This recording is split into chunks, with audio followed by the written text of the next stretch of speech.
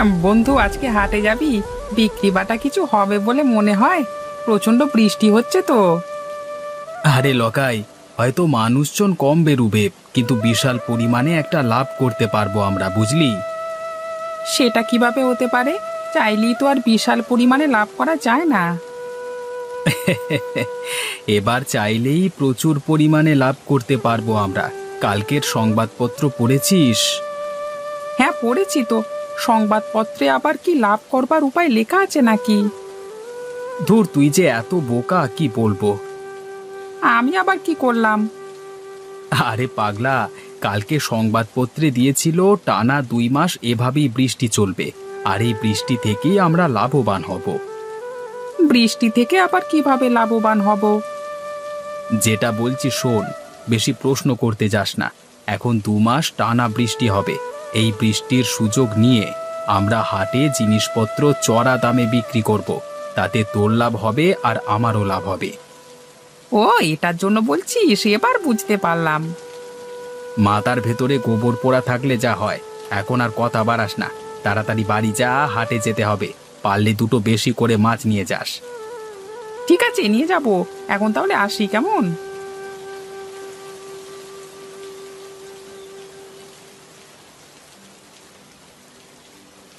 আজকে হাটে তো একটা দোকানও খোলা নেই। ভালোই হলো, আমাদের কাজ আরো সুবিধের হয়ে গেল। ঠিক বলেছিস লকাই। চল, একটা ছাউনির নিচে গিয়ে বসি। মনে হয় আজকে আর কেউ বেশি দোকান খুলবে না।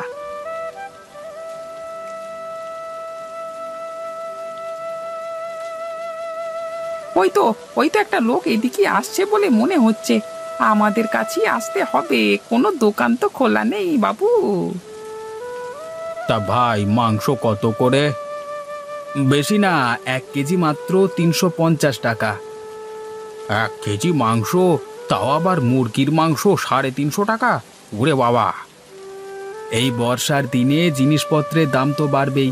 এত বৃষ্টিতেও দোকান খুলেছি, দাম তো একটু বেশি হবেই। আশেপাশের কোনো দোকানই খোলেনি, দেখুন না। সে না হয় বুঝলাম, তা বলে এত দাম? এত বৃষ্টিতে কোনো দোকানদার দোকান খোলেনি, শুধুমাত্র আমরা দুজন বসেছি। দামটা একটু বেশি তো দিতে হবেই দাদা।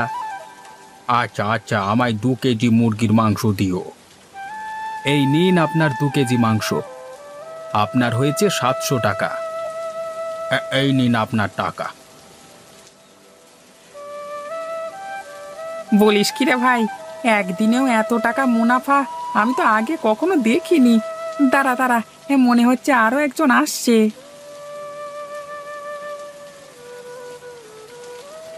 লোকাই, মাছ কত করে দিচ্ছিস রে? লক্ষণদা, বেশি না, 1 কেজি মাত্র 250 টাকা। 1 কেজি মাছ 250 টাকা? তোরা কি পেয়েছিস বলতো? লক্ষণদা, এই বর্ষার দিনে এত কষ্ট করে মাছ ধরতে হয় পুকুর থেকে, দাম তো একটু বেশি দিতে হবেই। 1 কেজি মাছ নাও আর 250 টাকা দাও।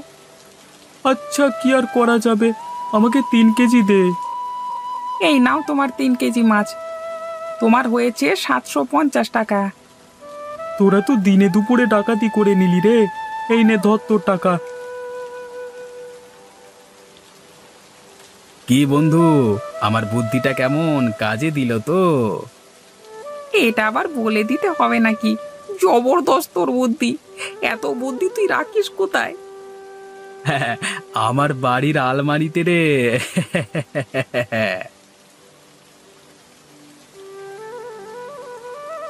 ও ভায়া, আরে হাটের দিকে গিয়েছিলে নাকি? হ্যাঁ, হাটে গেছিলাম, দিনে দুপুরে ডাকাতি করে নিলে। কেন গো, তোমার সাথে আবার কে ডাকাতি করলো? কি আর করবে ডাকাতি? তোমাদের পাড়ার নগেন মাংস বিক্রি করছিল, আমি কিনলাম 350 টাকা কেজি হিসেবে নিল। বলেন কি গো, 150 টাকার মাংস 350 টাকা নিল? একেবারে 200 টাকা বেশি। তার বলতে, হাটে কোনো দোকান খোলেনি বলে যা ইচ্ছে তাই করছে ওরা। আচ্ছা, আমি এখন বাড়ি যাই, দেরি হয়ে যাচ্ছে আমার আবার।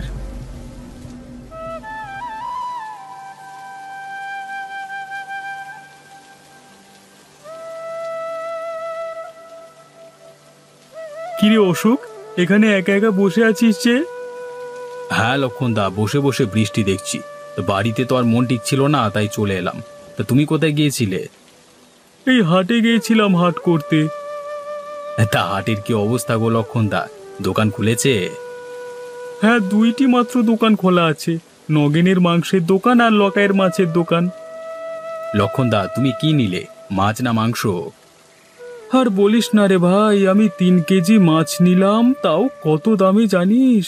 1 কেজি মাত্র 250 টাকা হিসেবে। বাবারে বাবা! বাপরে বাপ, সুযোগের সৎ ব্যবহার করে নিচ্ছে ওরা দুজন, বুঝলে তো? যা বলেছিস, 150 টাকা কেজি মাছটা বিক্রি করছে 250 টাকা কেজিতে, ভাবা যায়? এত দামে বিক্রি করবে ওরা, এটা ভাবা যায় না। এই তো একটা বুদ্ধি মাথায় আসছে বলে মনে হচ্ছে। এই সুযোগটাকে হাতছাড়া করলে হবে না। ওই ইংরেজিতে কি যেন বলে, একটু বিজনেস করা যাক।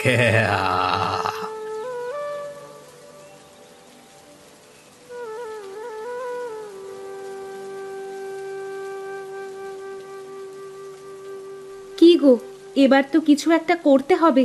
এইভাবে বাড়িতে বসে থাকলে তো আর সংসার চলবে না। কি করব বলো?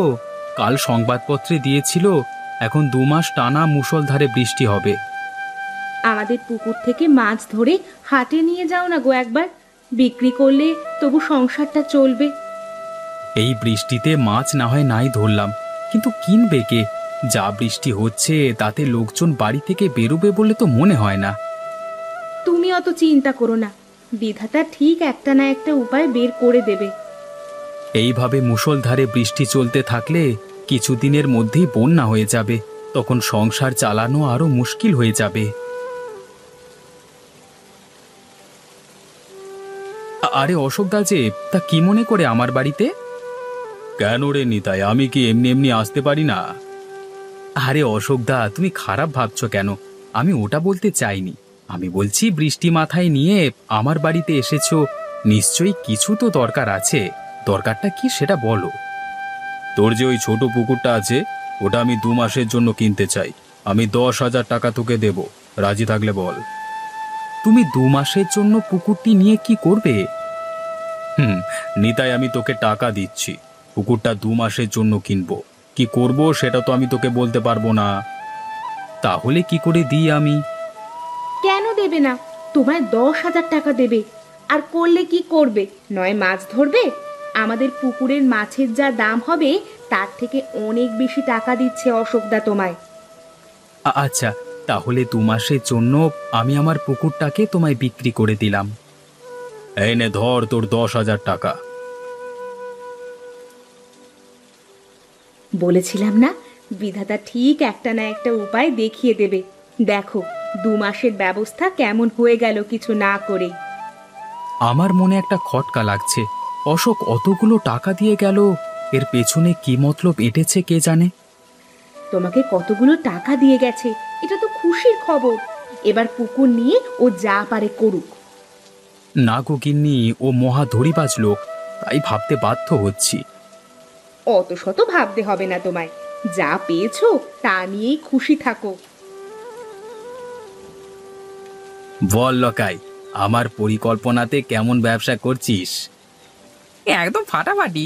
এরকম চলতে থাকলে আমরা কিছুদিনের মধ্যেই অনেক ধনী হয়ে যাব। নগেন, লকাই, তোদের সাথে একটু জরুরি কথা আছে। হ্যাঁ, বলো না, কি কথা?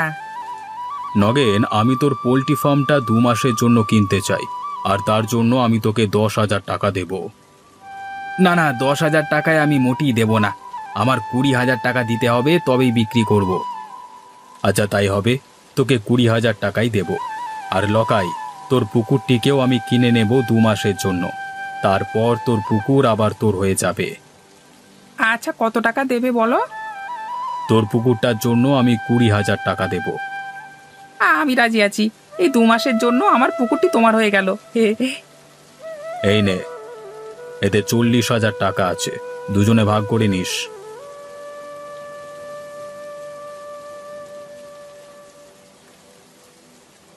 নে তাড়াতাড়ি হাত চালা, আবার হাটে গিয়ে বিক্রি করতে হবে। এই তো বাবু, তাড়াতাড়ি করবার চেষ্টা করছি। হ্যাঁ, এখন গ্রামের সমস্ত পুকুর এবং পোল্ট্রি ফার্মের মালিক হলাম আমি। এবার আপনি যেমন খুশি দামে বাজারে মাংস এবং মাছ বিক্রি করবেন, তাই তো? ঠিক ধরেছিস তুই। এটা কি বলে ব্যবসা? বুদ্ধি যার টাকা তার, কথাতেই আছে। এই যে হয়ে গেছে বাবু, তাহলে এবার এগুলি হাটে নিয়ে যাই। হ্যাঁ, নিয়ে যা। আর শোন, 1 কেজি মাছ 350 টাকায় বিক্রি করবি, আর 1 কেজি মুরগির মাংস বিক্রি করবি 450 টাকায়, বুঝেছিস? আমি এগুচ্ছি, আপনি আসুন কেমন? আসুন আসুন, আমাদের দোকানে আসুন, সবকিছু জিনিস তরতাজা পাবেন, নিয়ে যান। ভাই, আমাকে 2 কেজি মুরগির মাংস দাও তো। এই নিন আপনার 2 কেজি মুরগির মাংস, আর আপনার বিল হয়েছে 900 টাকা। সে কি, 1 কেজি মাংসের দাম 450 টাকা? আগে হ্যাঁ। আমায় 1 কেজি মাছ দে তো, একটু ভালো দেখে দিবি। হ্যাঁ হ্যাঁ বাবু, আমাদের দোকানের কোনো জিনিসই খারাপ নয়, না হলে ভালো। এই নিন বাবু আপনার 1 কেজি মাছ, আপনি আমাকে 350 টাকা দেন। বলেন কি মশাই, 1 কেজি 350 টাকা? হ্যাঁ বাবু, ওই দামই দিতে হবে। এদেরকে একদম বিশ্বাস করবেন না, একেবারে দড়িবাজ লোক। আমাদের সবার থেকে পুকুর কিনে চড়া দামে মাছ বিক্রি করছে, আবার মাংসের ক্ষেত্রেও একই কাজ করেছে। তুমি আমায় দড়িবাজ বলছো, কিন্তু যখন তুমি চড়া দামে বিক্রি করতে তখন সেটা দোষ নয়। হ্যাঁ অশোকদা, আমি আমার ভুল বুঝতে পেরেছি। আমি তোমাদের দেখাতে চেয়েছিলাম, একজন বেশি মুনাফা করতে চাইলে বাজারে কম্পিটিশন বেড়ে যায়, জিনিসপত্রের মূল্য বেড়ে যায়, ভারসাম্য হারিয়ে যায়। এটা তো আমরা ভেবে দেখিনি। আজকে অশোকদা আমাদের চোখ খুলে দিয়েছে, আর এই ভুল হবে না। সবাই অশোককে খারাপ ভাবতো, কিন্তু আজকে উনি সবার জন্য এত বড় কাজ করলেন, নিজের লোকসান করে। লোকসান তো হয়নি, এই নাও তোমার সব টাকা, আমি ফিরিয়ে দিচ্ছি।